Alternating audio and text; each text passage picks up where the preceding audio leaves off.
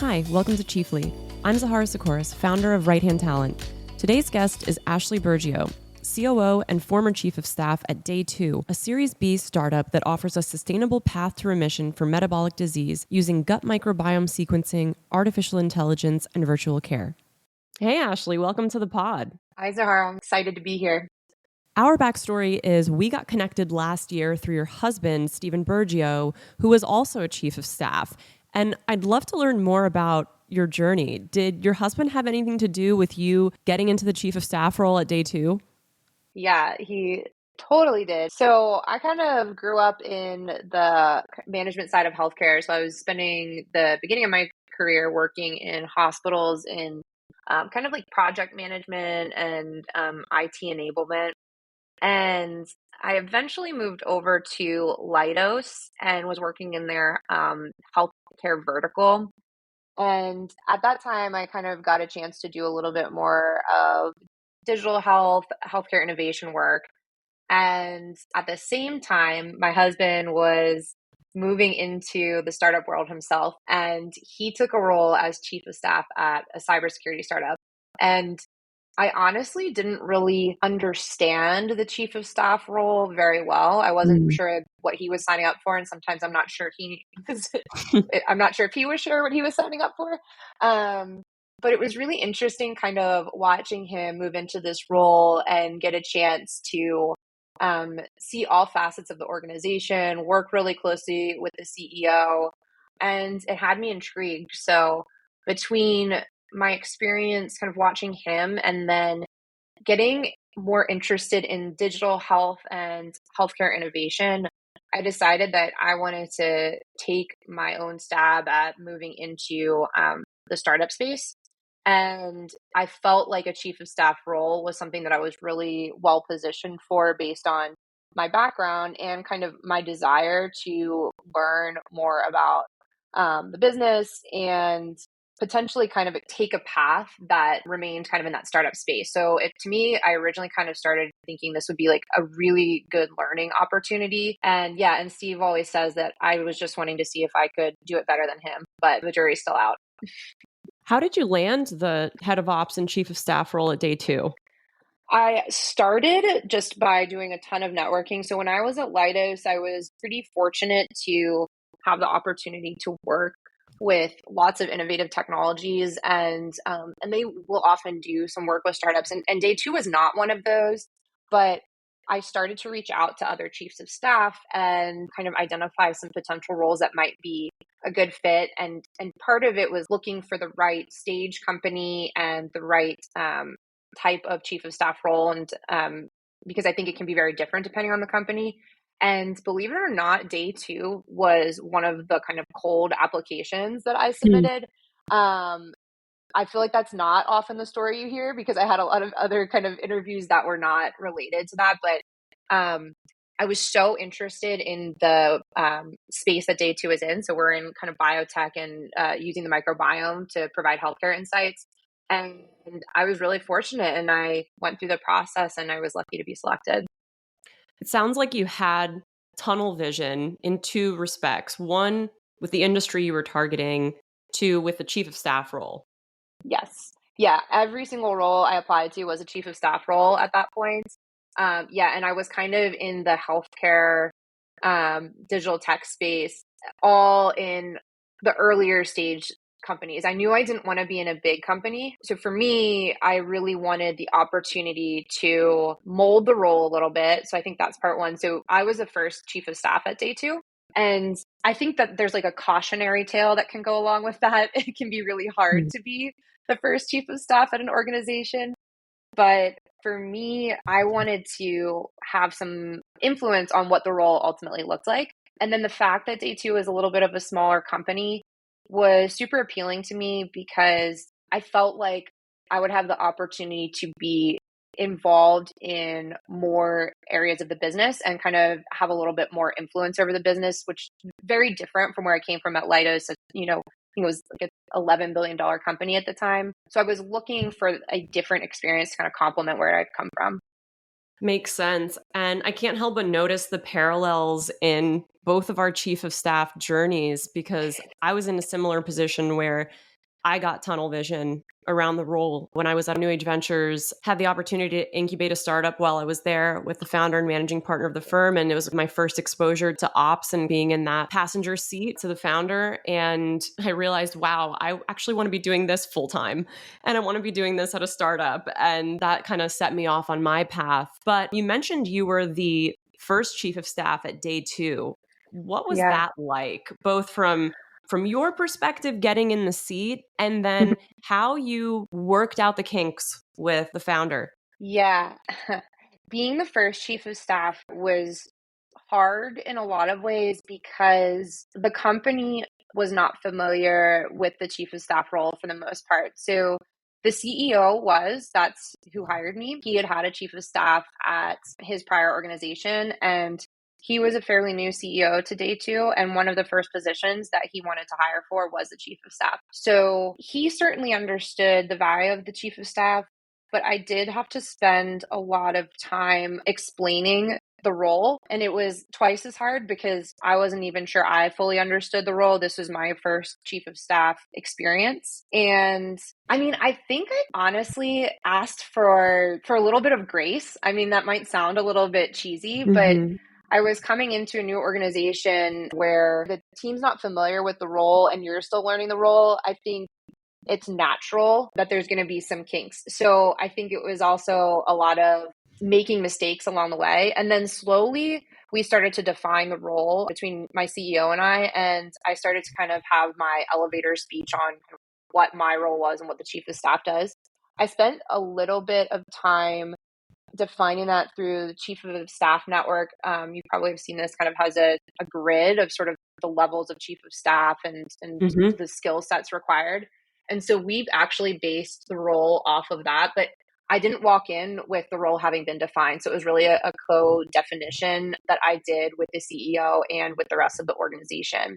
One other thing I'm thinking about that I did while I was there, I actually at one of our all hands asked if I could just talk to the company about what a chief of staff is. And I was probably only brave enough to do that after I'd been there for a little while. It was probably at least, 6 months in. But I did do a little bit of here's what the role is, and here's the types of things that you might want to reach out to me for. I love that. And what a great opportunity, because most people are looking at the chief of staff like, wait a minute, this person's title is chief of staff, but no one reports to them. So what are they actually doing? And I would also say, like, be open to it might be a rough start. It was a really bumpy start for me. And some of the things I did that, I would do differently next time around is I wanted to go in and sort of like fix everything, like, because my CEO would talk to me about, we have challenges in this area and that area. And so I think I often dove in really deeply without having taken the time to build trust and get the full context. So that's sort of what I would do differently next time. It's very hard to go in and be a perfect chief of staff or be a perfect any kind of role. So my advice to anyone that's listening is like, be okay with some bumps because it's going to happen. Totally. And then your shelf life, let's say, as a chief of staff kind of followed that typical trajectory of like 18 to 24 months. So I think 17 months in, you actually transitioned to chief operating officer role, which is the career path that a ton of chiefs of staff are gunning for, but is a little bit more rare to see. Definitely rare to see a woman in the role. So would love to hear what that process was. When did you realize you were looking to get into the COO role or leadership role within the company? The conversations you had around that, map that out for listeners. I did not know right away that I wanted to grow in the operations space. I actually came most recently from a strategy role when I came to DayTwo. And I think the benefit of the chief of staff role is there's an opportunity to experience so many parts of the organization. And so I think the first thing I did is I kind of raised my hand for a lot of things. And I worked on initiatives in various areas, some of that being in operational areas and some of it not being in operational areas. And I think the main thing that allowed me to kind of grow into this role is I looked for messy areas and I volunteered to clean them up. And why I think that's important for moving into a COO role specifically is my opinion is that the COO is often like the chief of staff in some ways, a problem solver. I have a mentor who once described the COO to me as the person that kind of looks at a problem and then says, okay, what's next? You don't spend a lot of time looking back, worrying about why. You're figuring out what's the next step.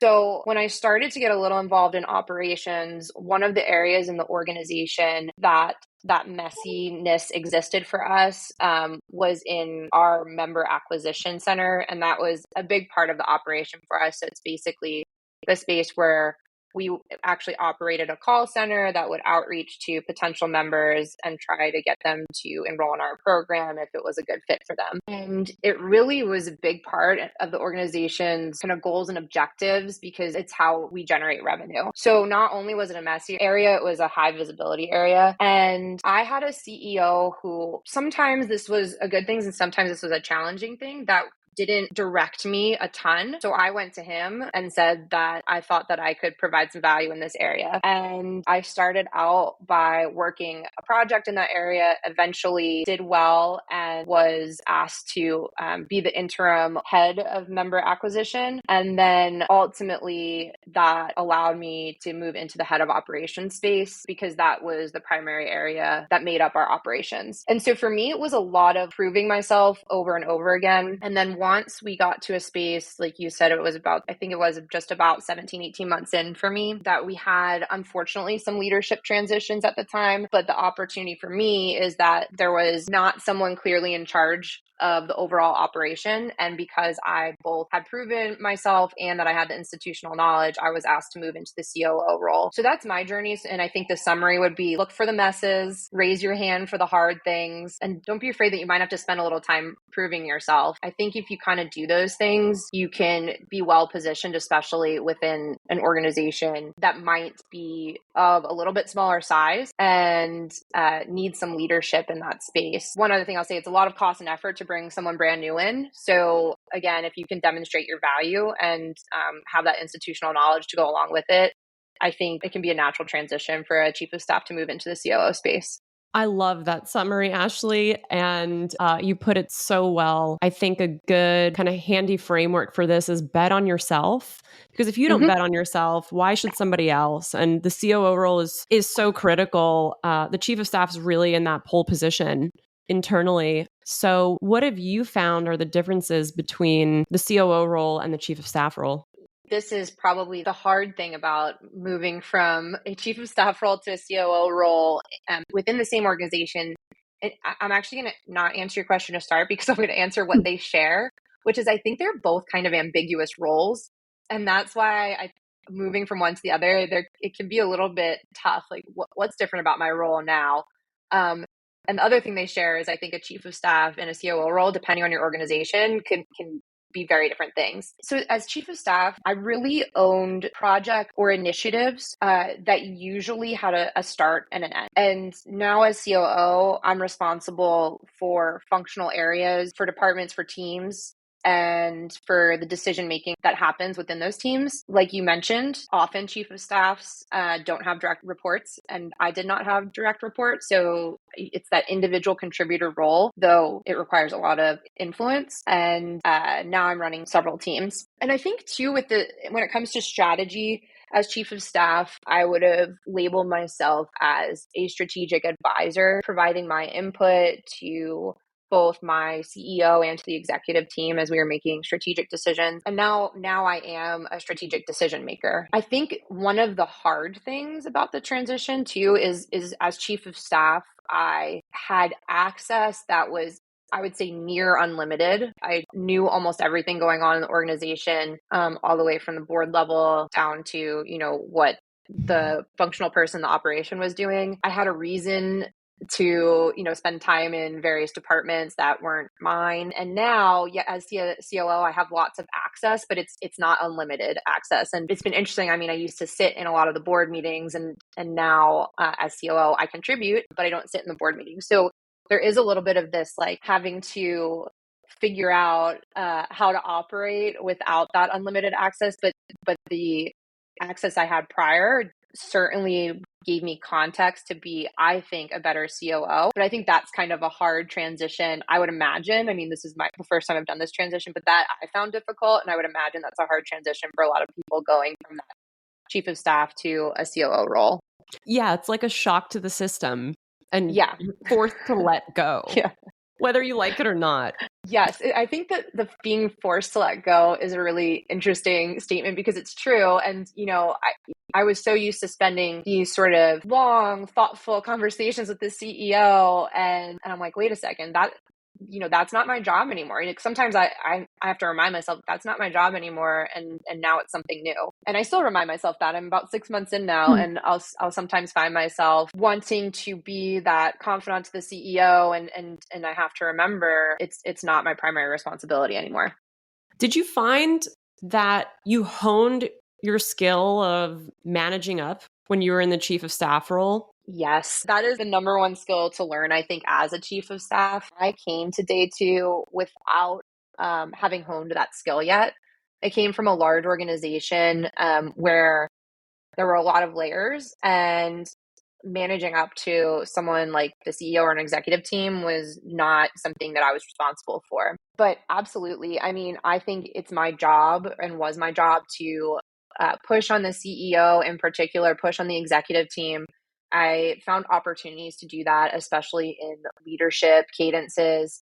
And I remember in the beginning feeling more like I was an observer in those cadences. And then once I had enough context, I would say I started to get braver and I would push back in those. And that's become a really important skill for me as COO. When I was taking the COO position or deciding whether I was going to take it, I was offered it at the time. I had a conversation with the chairman of our board, and one of the skills that he was expecting from a COO was this continued ability to push on the CEO.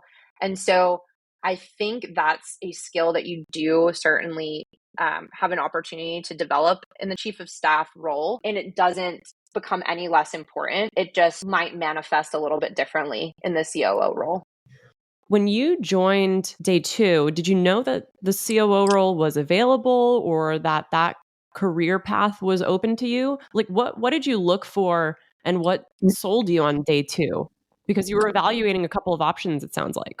Yeah. So no, the COO role wasn't available. And we actually went through kind of a period of time where we didn't have a COO role, and we kind of moved to a VP operations. And so I was not looking for a company that would get me to COO because I transparently didn't know that was the path I wanted to take. I wanted to move into a chief of staff role that allowed me the opportunity to experience multiple areas and then sort of help me hone in on where I wanted to ultimately land. But what I really was looking at for me to be able to do that, size of the company was important. And so I think if you are a person that knows that you want to move into a COO role through a chief of staff role, I would say the smaller kind of early stage companies are a good space to start in. I think for a few reasons. Like one is I think it's more likely that a company might be willing to take a bet on a first-time COO that's maybe done things to prove himself within the organization. And again, I think the institutional knowledge that you gain as chief of staff really goes a long way when you're in a company of this size. I also think to look for an executive that you think is going to promote your best interests. So in my first interview with my CEO at the time, he provided me with multiple examples of people that had been on his teams in the past that were now in roles that were really impressive. And so his philosophy was really one of growing his team. And so I think you need to consider a principal or a leadership team or a leader that kind of shares that philosophy. And then I'm going to say again, something I said earlier is I think look for a place that's a little messy because that's an opportunity to really prove yourself. So I would not be looking for a place that has all the processes and structure in place already. Look for a place with some mess because that's how you then get an opportunity to really prove yourself. I certainly did. I love that guidance. Let's say a chief of staff is currently in their role and they don't really have a line of sight into what their next step is going to be. What should they look for to let them know that, hey, I should stick it out here? I think a couple of things. First of all, ensure that you're in an organization that's open to you trying new things and sort of experimentation. I think if you don't know, it's important to get experience in multiple areas. So again, I came from a strategy background. I thought I really loved strategy, and I still do, but I sort of found my niche when I got the opportunity to really dig in that member acquisition space and learn operations. And suddenly I found like I was just in my spot. I think also kind of when to stick it out. There's a book I'm really obsessed with right now that's called The Dip. It's by Seth Godin. And this whole idea of most things worth doing are pretty hard, and they come with this dip. So this like downward curve that you have to get through. And I think if you're a chief of staff and it's feeling tough, I think that's extremely normal. There were moments where I wasn't sure what was going to be next for me because of some of the challenges that I was going through and that the company was going through. But the sort of philosophy of this book is that if you feel like you have the resources and the skills to get through the dip, then you should stick it out. And so I would encourage chief of staffs to kind of look at it like that. It's going to be hard. It's a difficult role. If you're in the early stage space right now, it's kind of a difficult time to be there. And if you make it through, you'll come out on the other side, that much better. So yeah, that's sort of my philosophy right now is if it's worth doing, it probably is a little bit hard. Otherwise everyone would be doing it. Makes sense. And what advice would you give to people trying to break into the chief of staff role?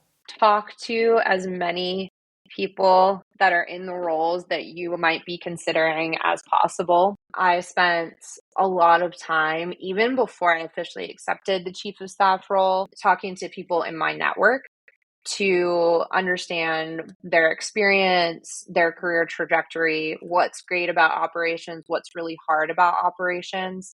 So I would say talk to as many people as possible, and then get as much practical experience as possible. So raise your hand for difficult projects, look for difficult projects and ask to be on them and get the kind of tough experience. And then you'll figure out which of those things are worth kind of sticking it out, even when they're hard.